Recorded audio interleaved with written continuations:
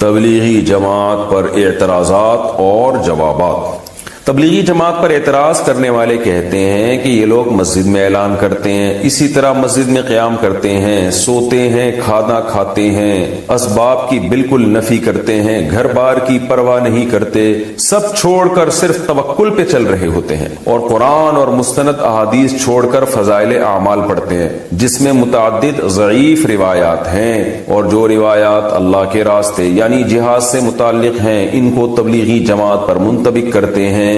براہ کرم ان اشکالات کا جواب دیجئے۔ معاذ صاحب کراچی سے۔ معاذ صاحب نے بہت سارے سوال کیے ہیں۔ پہلا سوال یہ کہ یہ لوگ مسجد میں قیام کرتے ہیں، مسجد میں سوتے ہیں، تو بھائی مسجد میں قیام کرنا بھی جائز ہے، مسجد میں سونا بھی جائز ہے۔ حضرت علی رضی اللہ تعالیٰ عنہ مسجد میں ہی تو آرام فرما رہے تھے جب رسول اللہ صلی اللہ علیہ وسلم ان کے پاس گئے تو مسجد نبوی کی مٹی آپ کے رخسار مبارک پہ لگ گئی تھی، تو اسی پہ نبی صلی اللہ علیہ وسلم نے ابو تراب سے آپ کو خطاب کیا ہے، مٹی والے۔ حضرت عمر نے ساری زندگی کے لیے اپنی کنیت ابو تراب ہی کر دی۔ تو ہاں، صرف سونے کے لیے مسجد میں جانا، گپے مارنے کے لیے مسجد میں جانا یہ ٹھیک نہیں ہے۔ تو تبلیغ والے گپے مارنے کے لیے تو نہیں جاتے نا، وہ تو دین کی تبلیغ کے لیے جاتے ہیں، تو جائز ہے، سونا بھی جائز ہے، قیام کرنا بھی جائز ہے، اعلان کرنا بھی۔ اعلان بھی کوئی بچوں کی گمشدگی کا اعلان تو نہیں کر رہے ہوتے کہ ایک بچہ نیلے رنگ کی لے کر اور پیلے رنگ کا بنیان پہنا ہوا ملا ہے، جن صاحب کا ہو آ کے لے جائیں، تو وہ تو دین کا اعلان کر رہے ہوتے ہیں، تو کوئی حرج نہیں ہے اس میں۔ رہا یہ مسئلہ کہ کھانا کھاتے ہیں تو مسجد میں کھانا کھانا بھی جائز ہے، ناجائز ہونے کی کوئی دلیل نہیں ہے۔ ہاں، مسجد کے آداب کا خیال کر کے کھانا کھانا چاہیے۔ اعتکاف والے نہیں کیا کھانا کھاتے مسجد میں، اسباب کی بالکل نفی کرتے ہیں وہ۔ اچھا، یہ کہتے ہیں اسباب کی نفی کرتے ہیں، یعنی اللہ سے ہوتا ہے، اللہ کے علاوہ سے نہیں ہوتا۔ تو یاد رکھیں، تبلیغ والے جب یہ کہتے ہیں نا اللہ کے علاوہ سے نہیں ہوتا، تو اس کا مطلب یہ ہوتا ہے کہ اصل کرنے والا اللہ ہے۔ وہ یہ نہیں کہتے کہ اسباب اختیار نہ کرو، اسباب اختیار تو کرتے ہیں، تبلیغ والے بھی تو اسباب اختیار کرتے ہیں۔ رائے میں ڈاکٹر بھی بیٹھے ہوئے ہوتے ہیں، کوئی بیمار ہو جائے گا تو ڈاکٹر اس کا علاج کریں گے، سیکیورٹی کا انتظام بھی ہوتا ہے، پانی کا ٹینک بھی ہوتا ہے۔ اگر وہ اسباب کی بالکل نفی کر رہے ہوتے تو وہ کہتے کہ نہ ہمیں پانی کی ضرورت، نہ واش روم کی ضرورت، بیت الخلا بھی اللہ کرا دے گا، اور جناب وضو بھی اللہ کرا دے گا، پانی کی ضرورت نہیں ہے۔ اور باہر جو ہوٹل بنے ہوتے ہیں کھانے کے، ان کو بھی اڑا دیتے کہ چلو یہاں سے جاؤ، یہ سارے لوگ اللہ سے مانگیں گے، آسمان سے دسترخوان اترے گا۔ تو ہر چیز کا ایک مطلب ہوتا ہے۔ تبلیغ والے جب یہ کہتے ہیں کہ اللہ سے ہوتا ہے، اللہ کے علاوہ سے نہیں ہوتا، اس کا مطلب یہ ہے کہ اللہ کے علاوہ سے جو ہوتا ہوا نظر آ رہا ہے اس میں بھی کرنے والی ذات اللہ کی ہے، تو اس لیے اصل نظر اللہ پہ رکھو، اسباب اختیار کرو، مگر دل میں یہ عقیدہ رکھو کہ ان اسباب میں جان اللہ ڈالے گا، اللہ نہیں چاہے گا تو پوری دنیا کے بھی اسباب اختیار کر لیں کچھ نہیں ہوگا۔ تو یہ اصل کانسیپٹ ہے تبلیغ جماعت والوں کا، اور یہ بالکل شریعت کے عین تقاضوں کے مطابق ہے۔ ہاں، کوئی عامی آدمی جس کو علم نہ ہو وہ اسباب کی بالکل یہ نفی کر دے اور وہ کہے کہ دکان چلانی نہیں ہے، بس اللہ رزق دے گا، تو پھر تبلیغ کے اکابر اس سے بری ذمہ ہے، وہ اس کا اپنا مسئلہ ہوگا، اپنا ذاتی وہ ہوگا۔ وہ تبلیغ والے جو علماء ہیں وہ ایسی باتیں نہیں کرتے، یا ان کا یہ کانسیپٹ نہیں ہے۔ تو اسباب سے ہونے کا مطلب کیا ہے کہ یعنی اسباب سے نہ ہونے کا مطلب یہی ہے کہ جیسے وہ ایک مثال بھی دیتے ہیں نا کہ آگ کا کام ہے جلانا، لیکن ابراہیم علیہ السلام کو آگ میں ڈالا گیا تو آگ نے نہیں جلایا، اس سے پتہ چلتا ہے جلاتا اصل تو اللہ ہے۔ اب اس سے تبلیغ والے کبھی یہ ترغیب نہیں دیتے کہ آپ بھی آگوں میں چھلانگ لگایا کرو، یا چولہا گھر میں جل رہا ہو تو چائے کا برتن رکھنے کے بجائے دودھ اور پتی کھا کے خود اس چولہے پہ بیٹھ جایا کرو تو اللہ اپنی مرضی سے تمہیں بچا لے گا۔ تو کبھی بھی نہیں ایسا کہتے بھئی آگ سے دور بھاگو۔ تو اس کو سمجھنا چاہیے کہ وہ کیا وہ ذہن بناتے ہیں کہ اللہ پہ اعتماد کرو، اللہ پہ توکل کرو، اسباب اختیار کرو، مگر نظر کس پہ رکھو؟ اللہ پہ۔ یہ مقصد ہوتا ہے اس کا۔ اور یہ جو آپ نے بات کی ہے کہ جی وہ یہ کہتے ہیں گھر کی بار کی پرواہ نہیں کرتے، یہ بھی غلط ہے۔ کہتے ہیں سب چھوڑ کر صرف توکل پہ چل رہے ہوتے ہیں۔ کچھ لوگ ایسا کرتے ہیں، بالکل کرتے ہیں، میں نے بھی دیکھا ہے، بیوی بچوں کی تربیت کی بھی فکر نہیں ہوتی، ان کے بزنس کی بھی، کاروبار کی بھی، کھلانے کی بھی فکر نہیں ہوتی، چلے کے لیے نکل گئے، 4 مہینے کے لیے نکل گئے، پیچھے بیوی بچے دھکے کھاتے پھر رہے، کھانے کو نہیں ہے۔ یقیناً کچھ لوگ ایسا کرتے ہیں، مگر یہ کچھ لوگ تبلیغ کے اکابر کی اجازت سے نہیں کر رہے ہوتے۔ میرا خود تجربہ ہے، کراچی اجتماع میں ایک شخص آیا، یونیورسٹی میں پڑھ رہا تھا، بزرگوں کے پاس گیا کہ میں وقت لگانا چاہتا ہوں، 4 مہینے کے لیے جانا چاہتا ہوں۔ میں خود اس کا گواہ ہوں، ان کو مشورہ دیا تبلیغ کے اکابر نے کہ پہلے آپ اپنی تعلیم یا امتحان مکمل کر لیں، کیونکہ یہ آپ کا ورنہ ادھورا رہ جائے گا، اسے جیسے ہی کمپلیٹ کریں پھر آپ 4 مہینے کے لیے نکل جائیں۔ بعض دفعہ تو رائے سے واپس کیا جاتا ہے، پھر یہ بھی پوچھا جاتا ہے کہ وہ اگر بتائے نا کہ میرے گھر میں کوئی کھانے کا ذریعہ نہیں ہے، آمدن کا ذریعہ نہیں، بس میں اللہ توکل نکل رہا ہوں، تبلیغی اکابر کبھی بھی اس کو نہیں جانے دیتے۔ تو اگر کوئی جا رہا ہے تو وہ خود سے کر رہا ہے یہ کام، آپ اس کو تبلیغ کے کھاتے میں نہیں ڈال سکتے۔ اچھا بھائی اور یہ جو کہہ رہے ہیں کہ قرآن اور مستند احادیث کو چھوڑ کر فضائل اعمال پڑھتے ہیں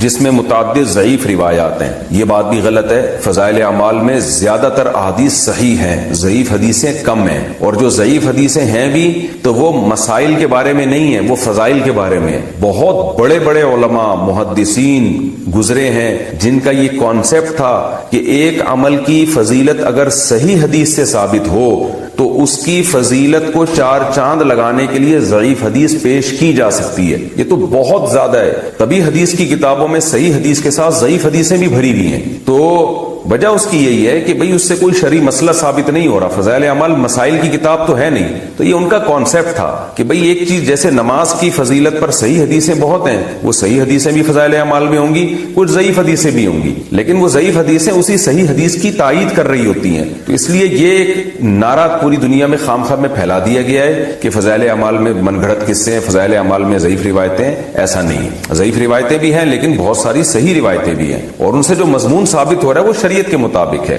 ہاں کچھ جگہیں ایسی ہیں جہاں مسائل ہیں اور اس میں ضعیف حدیث ہے، تو وہ غلط بات ہے، وہ پھر آپ علماء سے پوچھیں گے تو علماء آپ کو بتا دیں گے۔ تو ایسے تو دنیا میں کوئی بھی کتاب ایسی نہیں ہے جو نقص سے پاک ہو، صرف اللہ کی کتاب قرآن ہے جس میں کوئی عیب نہیں ہے، وہ ہر قسم کے نقص سے پاک ہے۔ باقی تو دنیا میں ہر کتاب میں کچھ نہ کچھ سقم پایا جاتا ہے، کوئی بھی کتاب لیں گے کچھ نہ کچھ سقم ہوگا اس کے اندر، تو اس لیے اس کو بیان کرنے میں کوئی حرج نہیں ہے۔ اب تک تبلیغ جماعت فضائل اعمال ہی پہ چل رہی ہے، تو ہم نے نہیں دیکھا تبلیغ والوں کے عقیدے خراب ہوئے ہوں، بلکہ تبلیغ والے جتنے توحید پرست ہوتے ہیں اتنے تو ہمیں دوسروں میں توحید نظر نہیں آتی۔ کبھی نہ قبروں پہ جاتے ہوئے دیکھیں گے آپ، نہ کبھی کسی قبر سے مانگتے ہوئے دیکھیں گے، اللہ پہ اعتماد اور توکل کرتے ہیں، تو یہ تو سارا فضائل اعمال کا نتیجہ ہے۔ ایک اور اعتراض فضائل اعمال پہ یہ کیا جاتا ہے کہ اس میں من گھڑت قصے ہیں، یہ بات بھی غلط ہے۔ من گھڑت کی ڈیفینیشن کیا ہے؟ من گھڑت کا مطلب یہ ہے کہ شیخ الحدیث مولانا زکریا رحمۃ اللہ علیہ اپنی طرف سے کوئی قصہ سنا دیں جو انہوں نے نہ خود اپنی آنکھوں سے دیکھا ہو اور نہ اس کی ان کے پاس کوئی سند ہو،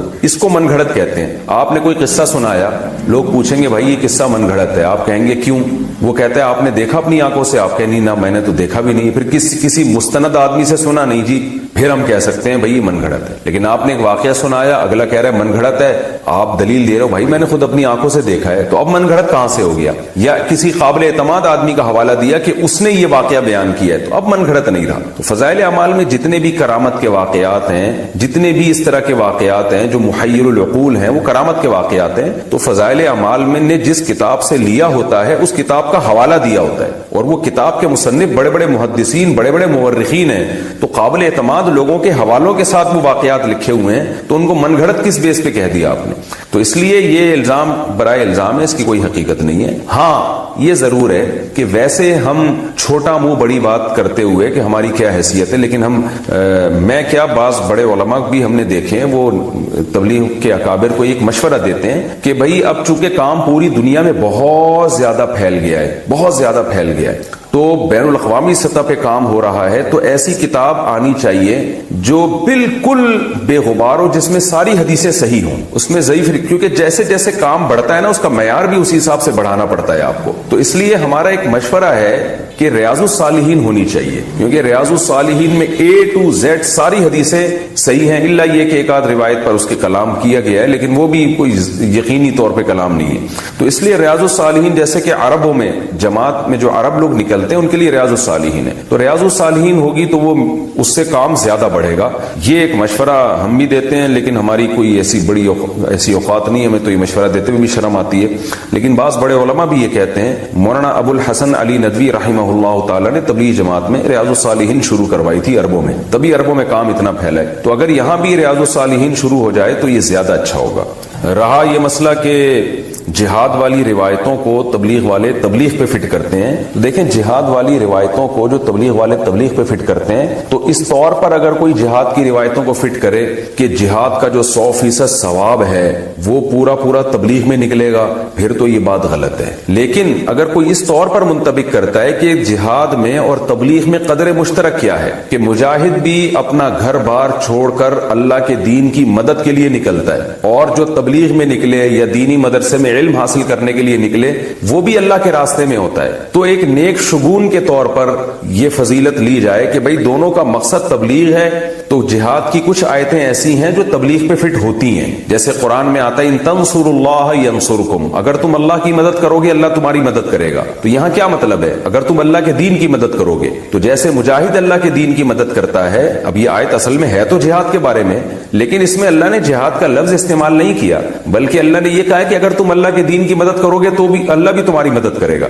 تو اس میں علماء بھی داخل ہیں, اس میں تبلیغ والے بھی داخل ہیں, اس میں مجاہد بھی داخل ہے. سب سے پہلے تو مجاہدین داخل ہیں اس میں. تو تبلیغ والے اس طرح کی آیتوں کو اگر تبلیغ پہ فٹ کرتے ہیں تو یہ بالکل جائز ہے. یا صحابہ کے واقعات کو کہ وہ دین کے لیے نکلے اور کیسا لڑے اللہ کی راہ میں, تو قربانی دی نا, تو جہاں بھی قربانی ہوگی وہاں وہ والی آیتیں فٹ کرنا جائز ہوگا. البتہ کچھ آیتیں ایسی ہیں جو اسپیسیفک شہادت کے فضائل پر وارد ہوئی ہیں, آیتیں یا حدیثیں, یا کچھ آیتیں اور حدیثیں ایسی ہیں جو زخمی ہونے پر یا پہرا دینے پر ہیں, کہ جو فرنٹ لائن پر جو پہرا دے گا مجاہد لعلہ اللہ یرجع الی اہلہ, اسے یقین نہیں ہے کہ اب واپس گھر لوٹ بھی سکتا ہے. تو اس طرح کی آیتیں جن میں شہادت کی فضیلت ہو, یا اللہ کے راہ میں زخمی ہونے کی فضیلت ہو, یا فرنٹ لائن پر لڑنے کی فضیلت ہو, وہ فضیلتیں بہرحال تبلیغ پہ فٹ نہیں کی جا سکتی. تو اگر کوئی تبلیغ والے ان قرآنی آیات کو تبلیغ پہ فٹ کرتے ہیں تو وہ غلط کرتے ہیں, یہ ان کا انفرادی عمل ہے. اور ویسے بھی دیکھیں جب اتنے بڑے پیمانے پر کوئی کام ہوتا ہے تو کچھ نہ کچھ مسٹیک اور فالٹ اس میں پیدا ہو سکتے ہیں.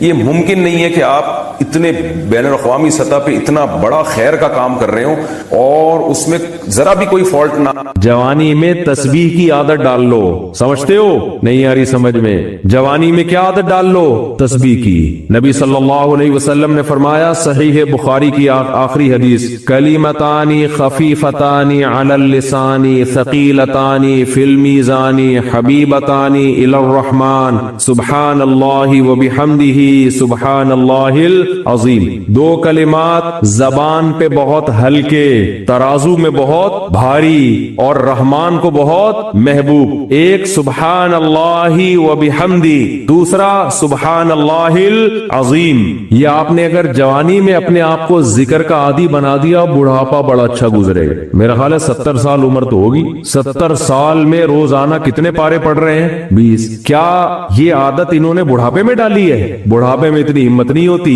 یہ عادت کب سے پڑی ہوئی ہوتی ہے؟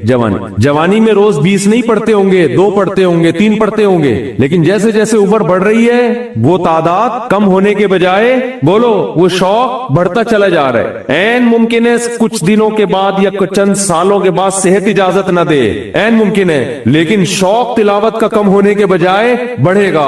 اور اللہ اجر کس پہ لکھے گا؟ شوق پہ.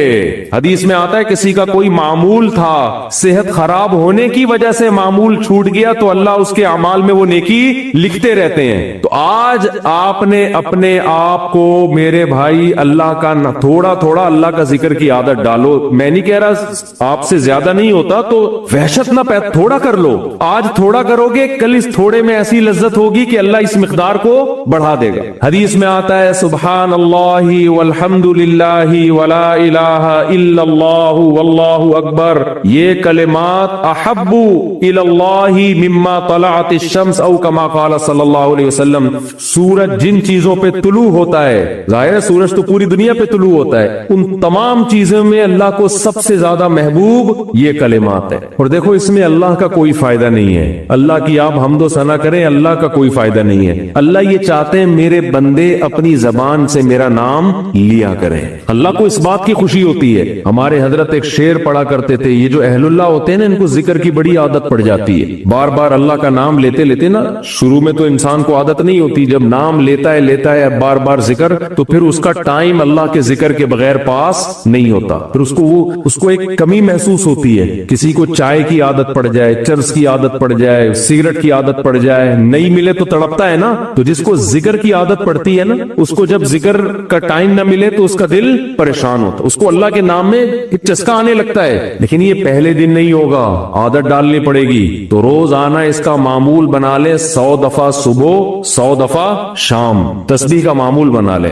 اس سے کیا ہوگا؟ ابھی شاید دل نہ لگے آپ کا، لیکن جیسے جیسے عمر بڑھے گی اللہ کے نام کا چسکا لگنا شروع ہو جائے، بڑھاپا بہت اچھا گزرے گا، اللہ کو یاد کر کے گزرے گا۔ کھوپڑی شریف میں بات آ رہی ہے کہ نہیں آ رہی؟ اور اگر ہر وقت دنیا کے تذکرے کرتے رہنا، ہر وقت ویڈیو گیم لے کے بیٹھے ہیں، پب جی کھیل رہے ہیں، سانپ والا تو سانپ والا ختم ہو گیا، اب آ رہا ہے سانپ والا، نوکیا میں آتا تھا سانپ لمبا ہوتا جا رہا ہے، اس کو پتہ نہیں فضول ٹائم ویسٹ کر رہے ہو۔ ہم پریشان ہوتے یار، ہمارے پاس کاموں کو نمٹانے کا ٹائم نہیں ملتا، ہم تو چاہ رہے کاش یہ دن 24 گھنٹے کے بجائے 48 گھنٹے کا ہو جائے، اور لوگ کیا کر رہے ہیں کہ وہ باقاعدہ ارادہ کر کے ضائع کر رہے ہیں ٹائم۔ ہمارے تو کام نہیں نمٹتے، جب ہم رات کو سونے کے لیے لیٹتے ہیں تو کہتے ہیں یار آج کا دن بھی گزر گیا اور کام ویسے کے ویسے ہی، اور ادھر باقاعدہ ارادہ کر کے جو ہے نا ٹائم ضائع کیا جا رہا ہے کہ چلو ٹائم ویسٹ کرتے ہیں۔ ایسی چیز میں ٹائم گزر جائے نا جو ذہنی تفریح کا ذریعہ بنے تو بھی ٹھیک ہے، گپ شپ لگا لو دوستوں کے ساتھ بیٹھ کر، یہ کیا ہے یار دماغ کو خامخواہ کا تھکا رہے ہو بیٹھ کے۔ تو اگر پب جی کھیلنے کی عادت ڈال لی تو جاؤ گوروں کا بڑھاپا دیکھو، اولڈ ہاؤس میں بڑھاپے میں سنوکر کھیلتے ہیں، کیرم بورڈ کھیلتے ہیں،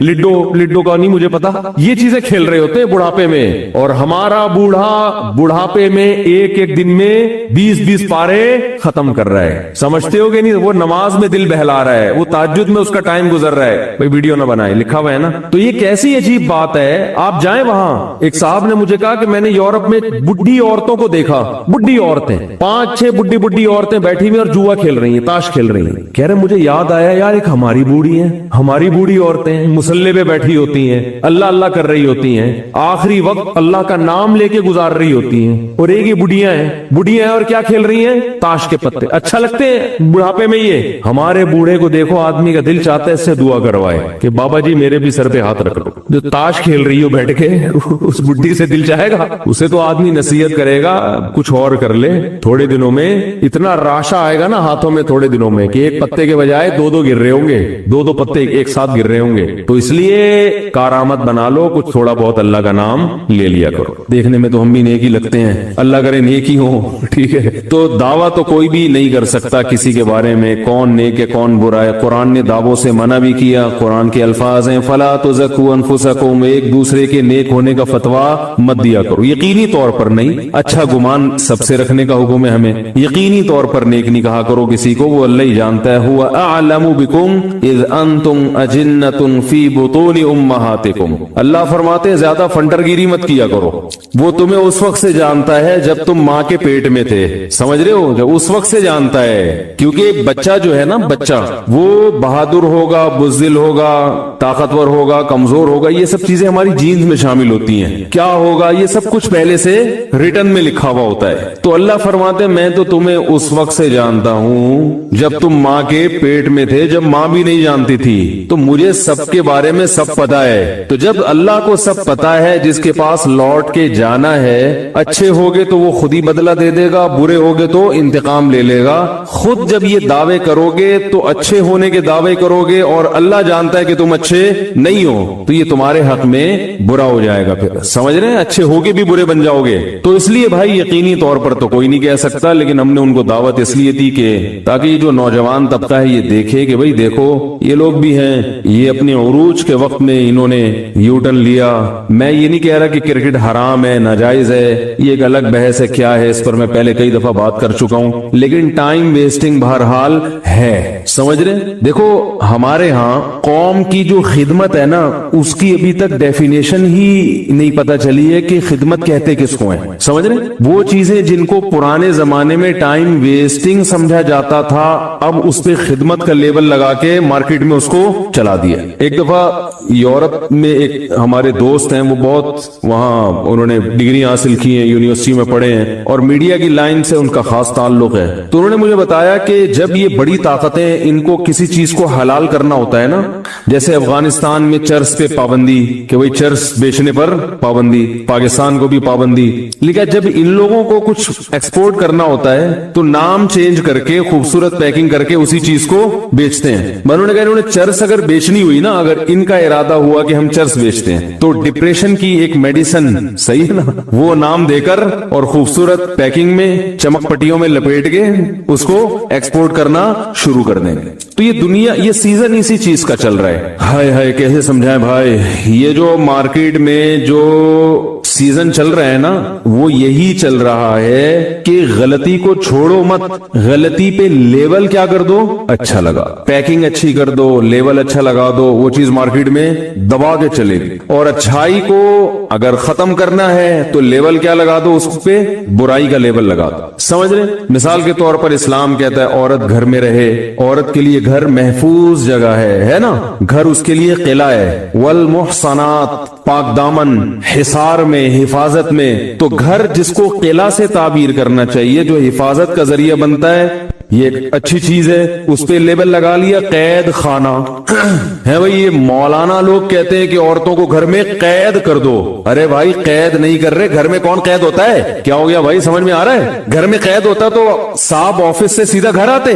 को पागल है जो घर से ऑफिस से सीधा जेल खाने में जाए? रोजाना छुट्टी करने का दिल करता है ना भाई, बच्चों का दिल करता है स्कूल से छुट्टी करें, आपका दिल करता होगा ऑफिस से छुट्टी करें, दुकान से छुट्टी करें। क्यों? घर में सुकून मिल रहा होता है। तो अगर वो जेल होता तो भागने का दिल करता ना, साफ खिड़की से भाग रहे होते, बेगम दूसरे दरवाजे से भाग रही होती, क्या ख्याल है? तो वो जो हिफाजत की जगह थी उसको किससे न ताबीर कर दिया, कैद खाना।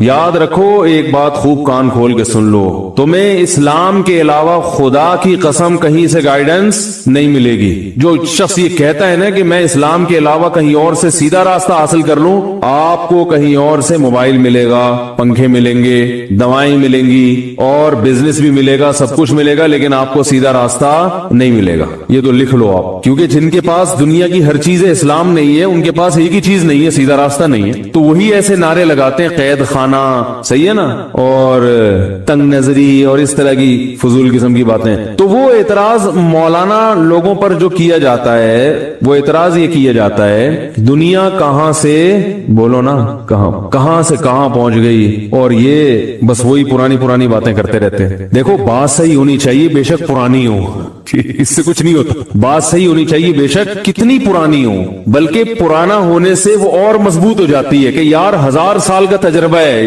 कोई नई बात करे ना, उसमें इंसान कंफ्यूज होता है कि यार कोई नई चीज लाया मार्केट में, पता नहीं अभी तजर्बे तो नहीं कर रहा हम पे। पैनाडोल पुरानी दवा है ना बुखार के लिए, क्या ख्याल है? अरे पैरासिटामोल वही फॉर्मूला है ना, पैनाडोल का भी पुरानी दवा है ना, तो बुखार में लोग खा लेते हैं, यार पैनाडोल है, अभी तक तो कोई खा के नहीं मरा, तो इंशाल्लाह मैं भी नहीं मरूंगा। लेकिन अब बुखार की कोई नई मेडिसिन आ जाए मार्केट में, तो डॉक्टर खुद भी खाते हुए डरेगा। पहले कुत्तों को खिलाई जाएगी वो, यार इन पे तजर्बा करो, ऐसा ही है ना, कुत्तों को खिलाया जाएगा, बंदर पे तजर्बे होंगे, देखेंगे नहीं मरे तो फिर पहला वो इंसान जो, फिर भी डॉक्टर पहली दफा खुद फिर भी नहीं खाएगा, बोलो हो सकता है कुत्ते के सिस्टम में और मेरे सिस्टम में थोड़ा फर्क हो, फिर भी वो पेशेंट पे पहले तजर्बा करेगा। तो इस्लाम की बातें अगर, और ये ताना पुरानी बातों का पैगंबरों को भी दिया गया है। कुरान से पता चलता है कि जब कोई नया पैगंबर आया, नए पैगंबर आए, उन्होंने बातें की तो मुखालिफिन ने एतराज ये किया, असातीरुल अव्वलीन, पुरानी लोगों की पुरानी तहरीरें, पुरानी बातें। उस्तूरा सतर से निकला है, लिखी हुई चीज को उस्तूरा, यानी वो तो किताबें पेश करते थे ना, आसमानी किताबें और सहीफे, पुराने किस्से। कह रहे ये तो पुराने बाप दादे की कहानियां हैं, वो भी यही कहा करते थे, नूह अलैहिस्सलाम ने भी यही बातें की हैं, और हूद अलैहिस्सलाम भी यही कहकर गए, इब्राहिम अलैहिस्सलाम भी यही बातें। दुनिया कहां से कहां पहुंच गई, ये 3000 साल 4000 साल कबले मसीह वाली जो लीडर गुजरे उनकी बातें कर रहे हैं। ये समझ में आ रही है? ये पुरानी पुरानी बातें होने का ताना, ये ताना बहुत पुराना हो गया है। तो जब कोई ये ताना दिया करे ना कि ये मौलाना लोग वो ही पुरानी बातें कर रहे हैं, तो आपको तुम्हारे ताने भी बहुत पुराने हैं। कोई नई चीज मार्केट में लाओ, अगर पुराना होने की वजह से मौलाना की बातें गलत हैं, तो तुम्हारे ये ताने भी कोई नए नहीं है, तो बहुत पुराने ताने हैं। कुछ और लेकर आओ मार्केट में यार, असातीरुल अव्वलीन, पुराने लोगों के पुराने किस्से।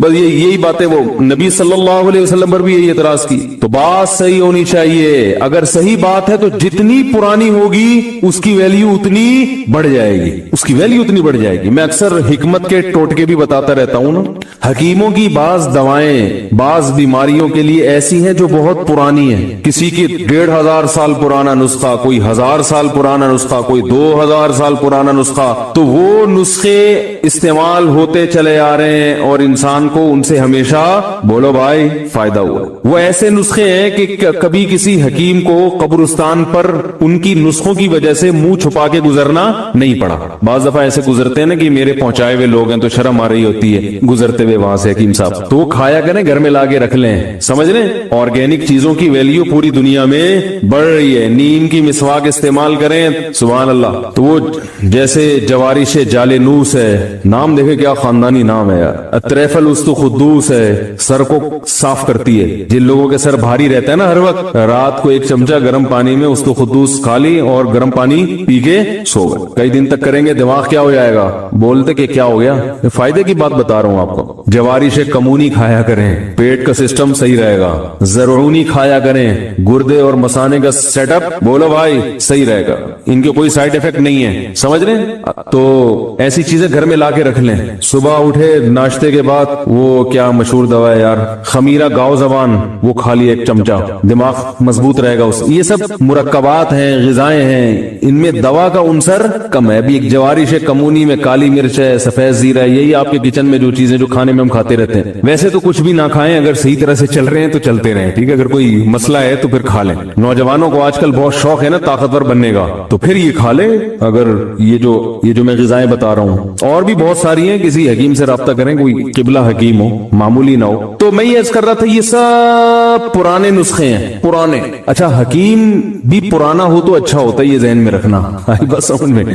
ہاں بعض دفعہ نیا حکیم کچھ تجربے کر رہا ہوتا ہے ابھی ان مراحل سے، اور ڈاکٹر بھی پرانا ہی اچھا ہوتا ہے۔ یہ تجربوں کی چیز بتا رہا ہوں آپ کو کہ ڈاکٹر بھی ذرا بوڑھے ڈاکٹر وہ زیادہ سمجھدار ہوتے ہیں۔ تجربہ ہے، بعض دفعہ نیا بہت پڑھ لکھ لیتا ہے، لیکن جو تجربہ ہے وہ بوڑھے ڈاکٹروں کے پاس زیادہ ہوتا ہے۔ بوڑھے ڈاکٹر بوکھلاتے نہیں ہیں، میں نے یہ دیکھا ہے۔ وہ بس ابھی چھوڑیں، پھر ٹاپک چینج ہو جائے گا، پھر لوگ مجھ پہ طنز کرتے ہیں کیا باتیں کر رہے بیٹھ کے۔ خیر، تو میں یہ عرض کر رہا تھا کہ بات اگر صحیح ہے تو جتنی پرانی ہو اتنی بولو بھائی اچھی ہے۔ تو تمام انبیاء نے ایک دعوت دی ہے، اور علماء بھی وہی بات لوگوں کو بتاتے ہیں، اور یہ بات بہت پرانی ہو گئی ہے، لیکن اس کے پرانا ہونے سے اس کی ویلیو کم نہیں ہوتی۔ تو تمام پیغمبروں نے جو دعوت دی ہے وہ یہ ہے کہ ہدایت کا راستہ، سیدھا راستہ صرف کس کے پاس ہے بھائی؟ انسان، اللہ کے پاس ہے۔ اللہ سے انسان کو ملے گا، اللہ کے علاوہ ومن اصدق من اللہ قیلا، اللہ کے علاوہ کوئی بھی نہیں ہے جو آپ کو صحیح راستہ بتائے، کوئی بھی نہیں۔ یہ جو اعتراض کیا جاتا ہے کہ دنیا کہاں سے کہاں پہنچ گئی اور ہم وہیں کھڑے ہیں، تو بھائی یہ اعتراض مولانا لوگوں پہ مت کرو، یہ لبرل لوگوں پہ کرو جن کے ہاتھ میں یونیورسٹیاں ہیں، کالجز ہیں۔ مولانا لوگوں نے تو جو شعبہ شروع کیا اس کو الحمدللہ پورا کیا۔ جاؤ مدارس میں جا کے دیکھو، طلبہ سب پڑھتے ہیں، امتحان کیسے اچھے ہوتے ہیں، اور جس فیلڈ میں وہ مہارت حاصل کرتے ہیں اس میں الحمدللہ ماہرین کی تعداد زیادہ ہے۔ ٹھیک ہے نالائق بھی ہوتے ہیں لیکن بڑے بڑے ماہرین پیدا ہو رہے ہیں اس میں۔ تو جو یونیورسٹیاں ہمارے ہاتھ میں ہی نہیں ہیں، ایک دفعہ میں نے بیان کیا تھا کہ یونیورسٹیاں علماء کے حوالے کر دو، پھر دیکھو کیسے چلیں گی۔ تو کسی نے کہا ہاں جیسے مدارس کا بیڑا غرق کیا یونیورسٹیوں کا بھی بیڑا غرق کر دینا، یعنی ان کی رائے یہ تھی کہ ابھی یونیورسٹیوں کا بیڑا غرق نہیں ہوا ہوا، ٹھیک ہے نا، سمجھ میں آ رہی ہوا۔ ان کا خیال یہ تھا ابھی ہمارے اسکولوں کا بیڑا غرق ہوا ہوا نہیں ہے، تو یہ مولانا لوگوں کے ہاتھ میں آئیں گی تو بیڑا کیا ہو جائے گا؟ غرق ہو جائے گا۔ کیا آنکھیں، وہ قرآن کے الفاظ ہے نا، فَإِنَّهَا لَا تَعْمَى الْأَبْصَارُ، آنکھیں اندھی نہیں ہوتی، وَلَكِن تَعْمَى الْقُلُوبُ الَّتِي فِي الصُّدُورِ، وہ دل اندھے ہو جاتے ہیں جو سینوں میں چھپے ہوئے ہیں، وہ دل اندھے ہو جاتے۔ ابھی میں پرسوں کی بات ہے، تھر گیا، تھر پرسوں بھی نہیں کل، پرسوں گیا ہوں، یعنی رات کو پہنچا ہوں تو کل وہاں ٹائم گزارا کچھ، تو وہاں میں نے دینی مدارس دیکھے، اسکولوں کا حال بھی دیکھا اللہ کی پناہ، اور دینی مدرسے بھی دیکھے۔ دینی مدارس اپنی ذمہ داری الحمدللہ پوری کر رہے ہیں۔ ایسے غریب علاقوں میں جہاں بچوں کے پاس کھانے کی روٹی نہیں ہے، ان علاقوں میں ابھی جس ایک مدرسے کو دیکھ کر آیا وہاں 200 بچے تھے، ان بچوں کو ناشتہ بھی مدرسہ کرا رہا ہے۔ یہ وہ غریب بچے تھے جن کے ماں باپ کے پاس کھلانے کے لیے روٹی نہیں ہے۔ بہت سے والدین نے عین ممکن ہے اسی نیت سے مدرسے میں داخل کیا ہو کہ ہم نہیں کھلا سکتے آپ کھلا دو، تو مدرسہ ان کو کھلا بھی رہا ہے، سمجھ میں آ رہی ہے بات؟ یہ بھی ایک انسانیت کی خدمت ہے یا نہیں ہے؟ اور ان کو چور اچکا بننے سے بچا بھی رہا ہے. اگر یہ معاشرے میں ایسے ہی چھوڑ دیے جاتے تو بتاؤ یہ چور ڈاکو بنتے کہ نہیں بنتے؟ ایک ایک گاؤں میں 100 200 رہائشی طلبہ 24 گھنٹے علماء کی نگرانی میں، 24 گھنٹے. رات کو 9 بجے ان کے سونے کی ترتیب، صبح 4 بجے اٹھنے کی ترتیب، 4 بجے اٹھ کے قرآن حفظ کرنا شروع کر دیں گے. پھر ان کے کھیل کا وقت ہے، پھر ورزش کا وقت ہے. یہ وہ قوم کے پست ترین طبقہ جس کو سب نے نظر انداز کر دیا ہے، اس پست ترین طبقے کو کھلانا بھی پلانا بھی، اس کی تربیت کا بھی خیال کرنا، اس کی صحت کا بھی خیال کرنا اور اس کی تعلیم کا بھی خیال کرنا، یہ کام تو مدارس کر رہے ہیں. آپ یہ کہہ سکتے ہیں کہ دنیاوی تعلیم نہیں ہے، وہ صرف قرآن کی ضرورت تو نہیں ہے نا، بچے کو سائنسدان بننے کی بھی ضرورت ہے، ڈاکٹر بننے کی بھی ضرورت ہے، پڑھا دو. حکومت کو چاہیے جتنا چندہ آ رہا ہے اس کو کیا کر دے، ڈبل. تو انشاءاللہ ہم وہی ڈاکٹر بھی پیدا کریں گے، انہی بچوں میں پیدا کریں گے. اور جامعۃ الرشید نے تو پیدا کر کے دکھائے الحمدللہ. گورنمنٹ کہتی ہے کہ دینی تعلیم کے ساتھ دنیاوی تعلیم بھی ہونی چاہیے مدرسوں میں. یہاں تک آپ بہت اچھی بات کرتے ہیں، ہمیں بھی سمجھ میں آتا ہے بھائی یہ بچے قرآن کے ساتھ اگر عصری علوم بھی پڑھ لیں گے تو سونے پہ سہاگا. تو آپ فوکس اس چیز کو کریں کہ یہ علماء بہت اچھا کر رہے ہیں کہ طلبہ پہ خرچ بھی کرتے ہیں، ان کی تربیت بھی کرتے ہیں، ان کو اخلاق بھی سکھاتے ہیں. یہ جو آپ کو یوٹیوب پہ بد اخلاق قسم کے مولانا نظر آتے ہیں، ان میں اکثریت دینی مدارس سے فارغ نہیں ہے. بہت مشکل ہے بھائی، کسی پہ بھی مولوی کا لیبل لگا لو تو کوئی گورنمنٹ کی طرف سے پابندی تھوڑی ہے. یہ جو فرقواریت پھیلا رہے ہیں ان میں سے اکثریت دینی مدارس سے فارغ نہیں ہوتی، اکثریت نہیں ہوتی فارغ. تو آپ یہ دیکھیں دینی مدارس کی خدمت ان گاؤں اچھا مدرسے کے جو محتمم تھے جن سے میں ملا، اپنا کاروبار چھوڑ کر 24 گھنٹے مدرسے میں لگا رہے ہیں. حالانکہ بزنس مین ہے، کاروباری آدمی ہے، دین کی خدمت کا جذبہ ہے کہ نہیں بھائی میرے دوسرے بھائی ہیں کاروبار کرنے والے، میں نے یہاں ٹائم لگانا ہے اپنا. ایک نہیں ہے بھائی، سینکڑوں ہیں. ایسے ایسے پست علاقوں میں جا کے انہوں نے کام کیا ہے کہ وہاں نہ کوئی عزت مل رہی ہے نہ کوئی شہرت، کیونکہ وہ تو میں چلا گیا میں نے دیکھ لیا. وہ عزت اور شہرت کے بھوکے اس لیے نہیں ہے کہ جب اللہ کے لیے کام کیا جاتا ہے تو پھر یہ نہیں دیکھا جاتا. دیکھو بعض ٹرسٹ ایسے ہیں جو ڈیفنس میں دسترخوان لگا کے غریبوں کو کھلا رہے ہیں کیونکہ ڈیفنس سے چندہ زیادہ آئے گا نا. کیا خیال ہے بھائی؟ ڈیفنس میں غریبوں کو کیا کیا جا رہا ہے؟ بول لیں کھانا کھلایا جا رہا ہے. اچھی بات ہے، غریب کو تو کہیں بھی کھلا دو گے، ڈیفنس میں بھی کھلا سکتے ہو. لیکن بھائی غریب ڈیفنس میں کوئی تک بنتا ہے غریبوں کو کھانا کھلانے کا؟ جب یا تو ساری دنیا سے سارے غریب ختم ہو گئے ہوتے ہر جگہ سے، پھر آپ ڈیفنس میں کھلائیں. لیکن دنیا میں اتنی غربت ہے، آپ سروے کریں، آپ اندرون سندھ جائیں، آپ کو پتا چلے گا کیسے بیچارے لوگ چھوٹی چھوٹی جھگیوں میں پڑے ہوئے ہیں. میں تو بچوں کو بھی لے گیا تھا تھر وزٹ کرانے، میں نے کہا دیکھو بچوں دنیا دیکھو. تو ہم راستے میں گاڑی روک کر نا جھگیوں میں جاتے تھے. میں اپنے بچوں کو دکھا رہا تھا دیکھو بیٹا غریب ایسے ہوتے ہیں، ان کی بھی زندگی ہے. تو وہ میں جاتا تھا ویسے دیکھ رہے کیا پکا رہے ہیں کیا کھا رہے ہیں. تو وہ بچے تو بچے ہی ہوتے ہیں، گھر آئے تو کوئی پوچھ رہے تھے آپ لوگ کہاں گئے تھے. تو وہ چھوٹی بچی نے کہا ہم 2 چیزیں دیکھ کر آئے، ریت دیکھ کر آئے اور ایک غریب کا گھر دیکھ کر آئے ہیں. ریت دیکھی اور ہم نے کیا دیکھا؟ غریب کا گھر دیکھا. تو میں نے کہا چلو یہ سبق تو اس کے ذہن میں بیٹھ گیا نا بچی کے کہ غریب کا گھر دیکھا تو اس کو اندازہ ہو گیا کہ غریب ایسے ہوتے ہیں. یہ غریب نہیں ہے جو ہم لوگ یہاں بیٹھے ہوئے ہیں، غریب تو وہ ہوتے ہیں. تو جو اللہ کے لیے کرے گا میرے بھائی، وہ ممکن ہے ڈیفنس پر بھی دسترخوان لگا دے لیکن کچھ تھوڑے سے دسترخوان ادھر بھی ہونے چاہیے. کیا خیال ہے بھائی؟ وہاں لے جا کے کھلاؤ.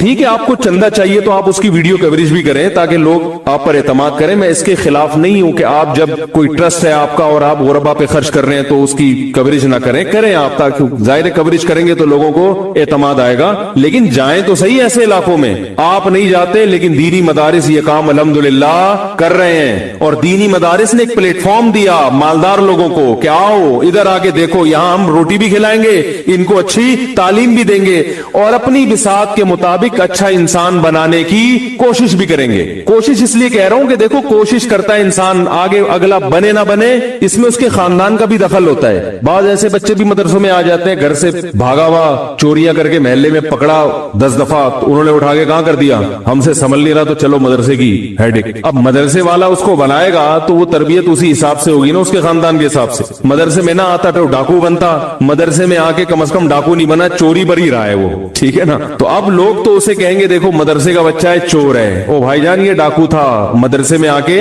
تھوڑا پیچھے چلا گیا ہے. تھوڑا دیکھو ایک آدمی ایک بچہ ہیروئن پیتا ہو، مدرسے والوں نے ہیروئن چھڑا دی، سگریٹ پہ آ گیا، اب وہ مدرسے سے فارغ ہو گیا، چھپ چھپ کے سگریٹ پی رہا ہے. لوگ کہتے ہیں یہ ہے مدارس، یہ ہیں علماء سگریٹ پی رہے ہیں. بھائی جان یہ جس خاندان سے آیا اس کے ابا بھی چرسی تھے. ایسے لوگ اس کے دادا بھی چرسی تھے، ان کا تو چرس کا بزنس تھا، یہ تو بہت نیک آدمی ہے، سگریٹ پی رہا ہے، مدرسے میں نہ جاتا کالج میں جاتا تو ہیروئن کا بزنس کر رہا ہوتا اس وقت۔ سمجھ میں آ رہی ہے بات؟ یہ کالج میں تربیت کا کوئی انتظام نہیں، بگاڑنے کا پورا انتظام ہے یونیورسٹیوں میں، بچے کو تباہ کرنے کا یونیورسٹیوں میں کالجز میں فل انتظام ہے۔ یونیورسٹیوں میں جو بچے بچے ہوئے ہیں وہ کالج کی وجہ سے نہیں، وہ والدین کی وجہ سے بچے ہوئے ہیں، وہ یونیورسٹی یا کالج کی وجہ سے نہیں بچے ہوئے، کیونکہ وہاں تربیت تو ہے ہی نہیں، ٹیچروں کی تربیت نہیں ہوتی تو بچوں کی کہاں سے ہوگی؟ سب سے پہلے تو ادب ہے، ادب لیس بنایا جاتا ہے۔ ہم نے بھی کالج میں پڑھا ہے بھائی، ہمیں بھی پتا ہے، ہم بھی اسکولوں سے پڑھ کر آئے، ہم نے تو دیکھا ہے کہ کالج کی زندگی اور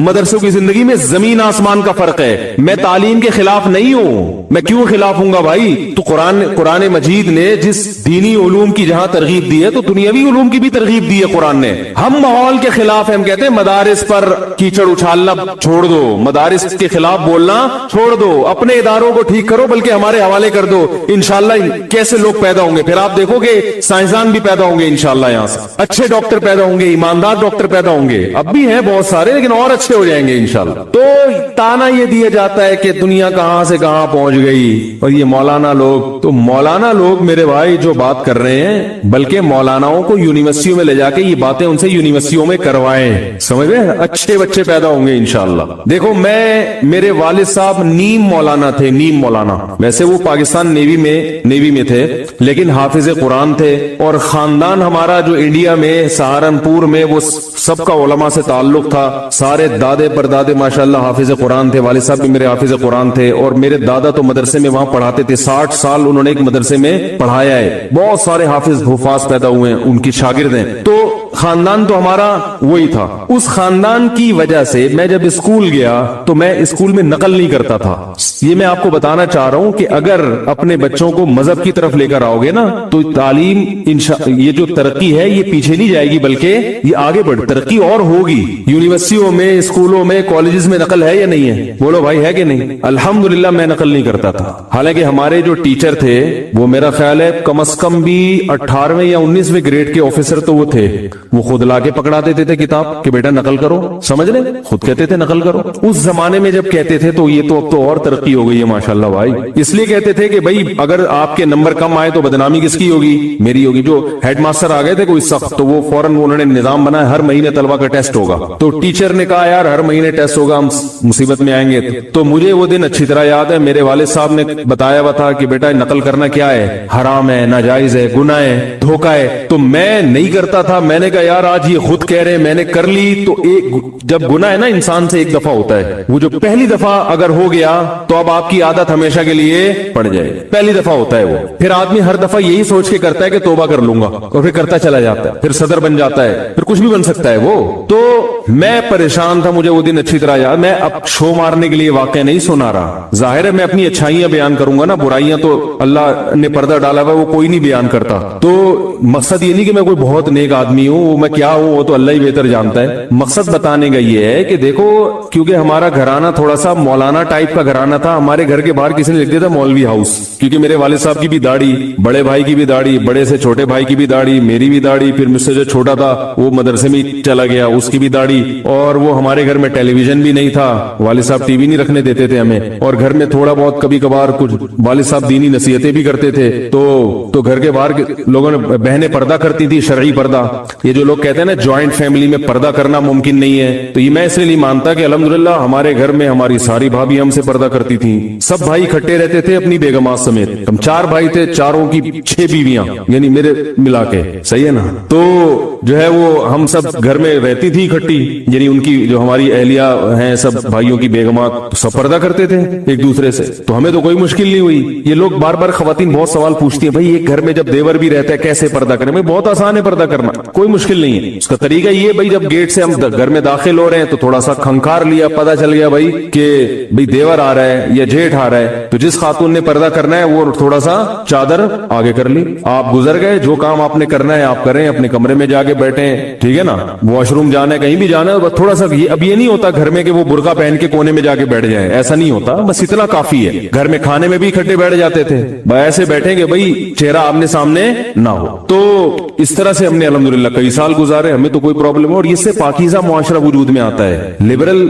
پناہ خدا کی قسم, یہ جو لبرل گیری شروع ہو گئی ہے نا گھروں میں, کیا گھروں میں پردے, بھلا دیور سے بھی پردہ, بھلا جیٹ سے بھی پردہ, وہ تو بڑے بھائی کی طرح ہے تو چھوٹے بھائی کی طرح ہے. تراورا میں اور حقیقت میں فرق ہوتا ہے. میں نہیں کہہ رہا سب گھروں میں برائیاں ہیں, لیکن گورا جو یہاں تک پہنچا ہے نا آج جس مقام پر ہے, پہلے وہ اس مقام پر تھا جس مقام پر آپ ہیں, سمجھ رہے, اسی مقام سے ترقی کر کے آج وہ وہاں تک پہنچا ہے. غیرت ختم کر دو تو پھر ہر چیز ہلکی ہے. غیرت ختم کر دو تو میرے بھائی پھر ہر چیز کیا ہے. بھئی کیا ہو گیا, وہ اس کے سامنے آ گئی, کیا ہو گیا بھابی نے دیور کے سامنے کہہ کے ہی لگا کے بات کر لی, کیا ہو گیا اس سے گلے لگ کے رونا شروع کر دیا, تو کیا ہو گیا اس میں, ہم تو براڈ مائنڈیڈ لوگ ہیں, ہم کوئی برے لوگ تھوڑی. کیا ہو گیا, کیا ہو گیا, تو بھئی ہو تو کچھ بھی نہیں گیا, اگر ہو بھی جائے تو کیا ہو گیا, کیا ہو گیا, کیا ہو گیا, ہو گیا کیا, مجھے بتاؤ اس میں کیا ہو گیا. گورا یہ تو کہتے کیا ہو گیا, اگر میری بیگم اس کے ساتھ بھاگ گئی تو کیا ہو گیا بھائی, میں فلاں کے ساتھ بھاگ جاؤں, تو بھائی غیرت لیس بن جاؤ تو پھر تو کوئی پرابلم ہی نہیں ہے. یہ تو ساری باتیں اسلام نے ان لوگوں کے لیے کی ہے جن میں کیا ہے, غیرت ہے, شرم ہے, حیا ہے. غیرت ختم ہو جائے پھر تو